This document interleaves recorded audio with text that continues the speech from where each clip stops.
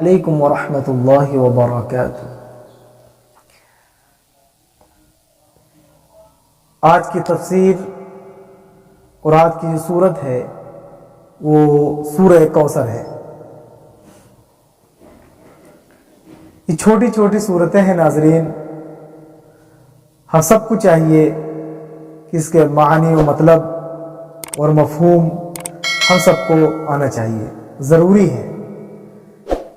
وہ اس لیے تاکہ جب ہم اللہ رب العزت کے سامنے باقاعدہ نمازوں کے لیے جب کھڑے ہوتے ہیں، اللہ اکبر کہتے ہیں، تو ہمیں اس بات کا علم ہونا چاہیے، ہمیں پتہ ہونا چاہیے کہ آخر ہمارا رب ہم سے آخر کیا کہہ رہا ہے۔ ہمیں پتہ نہیں، ہم پڑھ رہے ہیں الحمدللہ رب العالمین الرحمن الرحیم مالک یوم الدین، لیکن ہمیں خبر ہی نہیں اور ہمیں معلوم ہی نہیں ہے کہ اللہ رب العزت ہم سے کیا کہہ رہا ہے اور ہم اللہ سے کیا مانگ رہے ہیں، کون سی دعا پڑھ رہے ہیں، اس میں کون سی دعا مانگ رہے ہیں، انسان کو پتہ ہی نہیں ہے۔ اس لیے ناظرین یہ بہت ضروری ہے کہ جو چھوٹی چھوٹی سی صورتیں ہیں ان کو زبانی یاد کیا جائے اور اس کا ساتھ ساتھ میں ترجمہ بھی اس کو یاد کیا جائے، تبھی میرے بھائی دوستوں اس کا بہت زیادہ اس کا فائدہ ہوگا۔ تو آج ناظرین سورہ کوثر کی تفسیر انشاءاللہ ہم آپ کے سامنے پیش کرنے کے لیے جا رہے ہیں۔ یہ جو سورہ ہے میرے بھائی دوستوں، سورہ کوثر یہ مکۃ المکرمہ کے اندر نازل ہوئی ہے۔ یہ سورت جو ہے یہ مکی ہے۔ قرآن کے اندر ہر ایک آیت اور ہر ایک سورت یہ قرآن میں ہے، اس کے پیچھے ایک شان نزول، اس کا پس منظر ہوتا ہے، اس کا ایک ریزن ہوتا ہے، یعنی کس وجہ سے کن حالات کے مد نظر یہ سورت نازل ہوئی اور اس میں کیا کہا جا رہا ہے۔ تو ناظرین سورہ کوثر کے ترجمے سے پہلے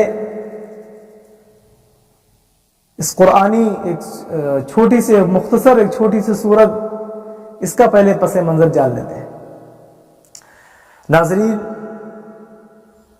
جیسا کہ ہم سبھی کو معلوم ہے کہ اللہ کے نبی صلی اللہ علیہ وسلم کی بعثت اور اللہ کے نبی صلی اللہ علیہ وسلم کی آمد جو ہوئی تھی وہ انسانوں کی ہدایت کے لیے اور اسلام کو پورے عالم کے اندر پھیلانے کے لیے، گویا کہ اللہ کے نبی صلی اللہ علیہ وسلم اس دنیا کے اندر داعی الی اللہ بن کر کے آئے تھے۔ اللہ کے نبی صلی اللہ علیہ وسلم نے لوگوں کو جب پہلی وحی نازل ہوئی وَأَنذِرْ عَشِيرَتَكَ الْأَقْرَبِينَ، اے نبی آپ سب سے پہلے اپنے قریبی رشتہ داروں کو ڈرائیے۔ اس کے بعد بھی ایک بارگی حکم ہو گیا کہ پوری اجتماعی دعوت کا حکم ہوا۔ تو کفار مکہ چونکہ ہر طریقے سے کوشش کرتے تھے اللہ کے نبی صلی اللہ علیہ وسلم کی دعوت کو روکنے کے لیے، اور وہ ہر طریقے سے روکنا چاہتے تھے اور سب کچھ انہوں نے اللہ کے نبی صلی اللہ علیہ وسلم کے ساتھ کیا ان کی دعوت کو روکنے کے لیے۔ بلا آخر جو سورت کا جو اصل جو پس منظر ہے وہ یہ ہے، شان نزول جو یہ ہے، اللہ کے نبی صلی اللہ علیہ وسلم کے بیٹے ابراہیم کی جب پیدائش ہوئی، صاحبزادے کی پیدائش ہوئی، تو کچھ ہی ایام کے بعد وہ انتقال کر گئے۔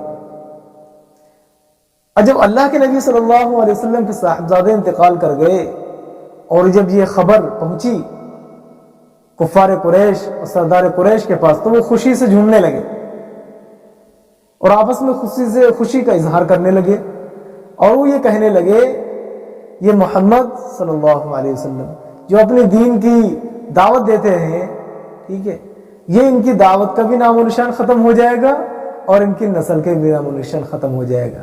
کیوں؟ نسل جو چلتی ہے وہ لڑکے سے چلتی ہے، صاحبزادے سے چلتی ہے، کہ صاحبزادے ہی فوت ہو گئے، اب ان کی نسل بھی باقی نہیں رہے گی۔ جب نسل باقی نہیں رہے گی تو ان کی دعوت بھی باقی نہیں رہے گا، ان کا دین بھی آگے نہیں بڑھ پائے گا۔ جب تک یہ ہے تب تک ان کا دین یہیں تک رہے گا، اس کے بعد بھی ان کا دین بھی ختم ہو جائے گا اور ان کی نسل تو ختم ہی ہے۔ یہ آپس میں خوشی منا رہے کفار قریش۔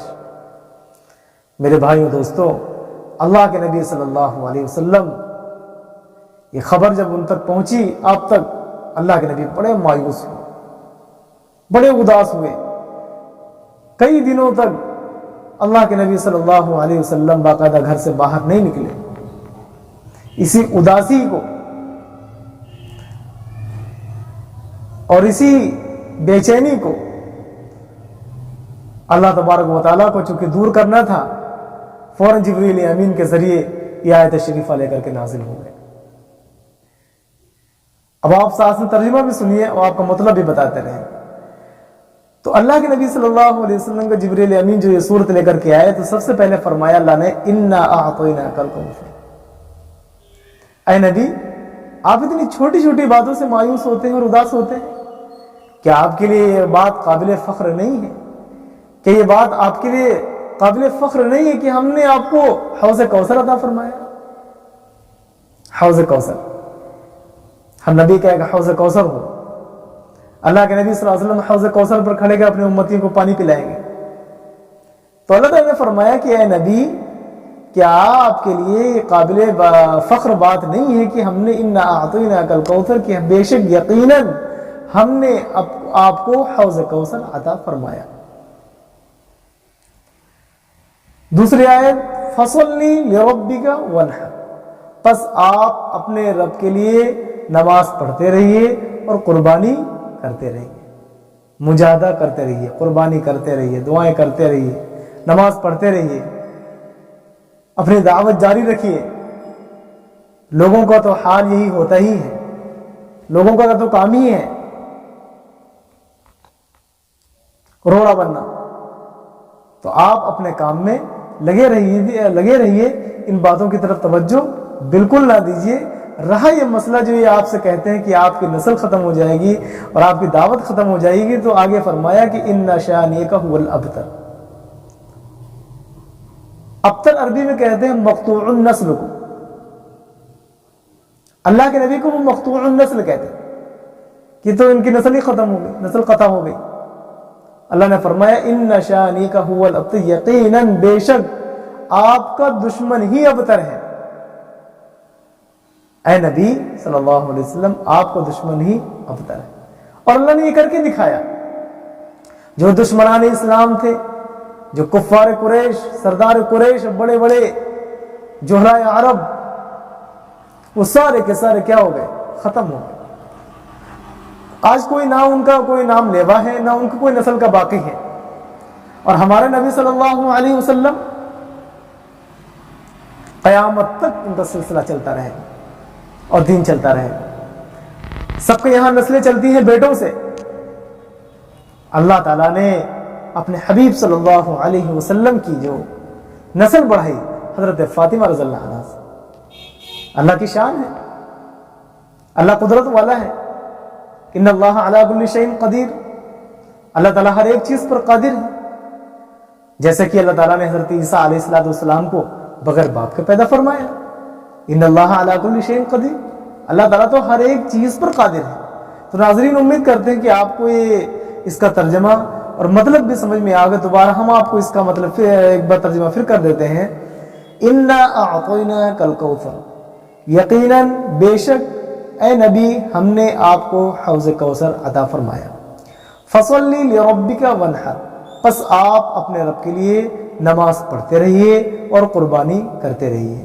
ان شانئک هو الابتر، یقیناً آپ کا دشمن ہی ابتر ہے، یعنی آپ کا دشمن ہی مقطوع النسل ہے، آپ کا دشمن ہی مٹنے والا ہے، آپ کا دین اور آپ کی نسل مٹنے والے نہیں ہیں۔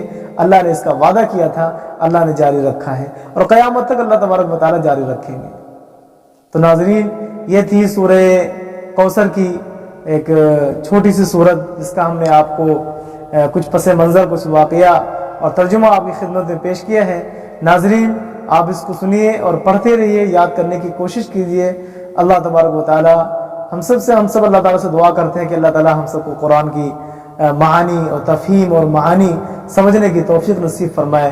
ناظرین یہ بہت بڑی چیز ہے، آج ہم سب کچھ سیکھنے کے لیے تیار ہیں، ٹائم دیتے ہیں، سب کچھ ہے، تو اپنا تھوڑا سا وقت ہم آج سے نکالنا شروع کریں، اور انشاءاللہ یہ ہماری ایک ترتیب چالو رہے گی۔ پہلے ہم چھوٹی چھوٹی جو صورتیں ہیں جو نماز کے اندر پڑھی جاتی ہیں، ان کے ہم ترجمے آپ کی خدمت میں پیش کریں گے. ان کے شان نزول، اس کا پس منظر، اس کے پیش نظر جو واقعات ہوں گے وہ ہم آپ کی نظر کریں گے، آپ کی خدمت میں پیش کریں گے. اور انشاءاللہ پھر باقی جو بڑی بڑی صورتیں ہیں اور اصل صورتیں ان کی طرف انشاءاللہ رجوع کریں گے. لیکن سب سے پہلے جو ہماری چھوٹی چھوٹی صورتیں ہیں جو خاص طور سے ہم نمازوں کے اندر پڑھتے ہیں، اور بہت سارے ہمارے بھائی بہنوں کو یہ 10-15 صورتیں آم کے پارے کی لاسٹ کی جو یاد بھی رہتی ہیں، تو انشاءاللہ سب سے پہلے اس کی ترجمہ و تفسیر آپ کی خدمت میں پیش کی جائے گی. اور انشاءاللہ پھر بقیہ صورتوں کی انشاءاللہ ایک ترتیب شروع کریں گے، انشاءاللہ بعد میں بھی اس کی پیش کریں گے. اللہ تبارک و تعالی ہم سب کو قرآن پاک سمجھنے اور سمجھانے کی اور باقاعدہ اس پر عمل کرنے کی توفیق نصیب فرمائے. وآخر دعوانا الحمدللہ رب العالمین. السلام علیکم ورحمۃ اللہ وبرکاتہ.